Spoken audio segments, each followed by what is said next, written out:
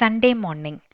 இது சண்டே காலையில எடுத்த விலாக் தான். பட் எடிட் பண்ணுறக்கு டைம் இல்லாததுனால நேற்று வந்து மித்து, மைலு அப்புறம் ஹரிஷ்மிதா பேசுகிறத வந்து கேஷுவலாக எடுத்து ஒரு விலாகாக ஷேர் பண்ணிட்டேன்.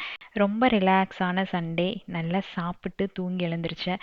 எந்த வேலையும் பண்ண வேண்டாம் அப்படின்ட்டு எது நமக்கு மைண்டை பீஸ்ஃபுல்லாக வச்சுக்குமோ அந்த மாதிரி சின்ன சின்ன வேலைகள் பண்ணினேன்.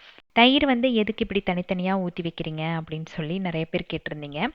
இப்போ 3 பாக்ஸில் ஊற்றி வச்சுட்டு அப்படின்னா 3 நாளைக்கு எனக்கு தேவைப்படும். டெய்லி வந்து நான் இது ஊற்றி வைக்க மாட்டேன். ஒரு 1/2 லிட்டர் வாங்கி இப்படி ப்ரிப்பேர் பண்ணி வச்சுட்டு அப்படின்னா டெய்லி ஒரு பாக்ஸ் மட்டும் வெளியே எடுத்து அதை அன்னைக்கு ஃபுல்லாக யூஸ் பண்ணிடுவோம். ஸோ நெக்ஸ்ட் டே வந்து ஃப்ரெஷ்ஷாக இன்னொரு பாக்ஸ் எடுத்துக்கும். இந்த மாதிரி தான். ஒரு பெரிய கப்பில் ஊற்றி வச்சோம் அப்படின்னா சீக்கிரமாக புளிச்சு போயிடுது.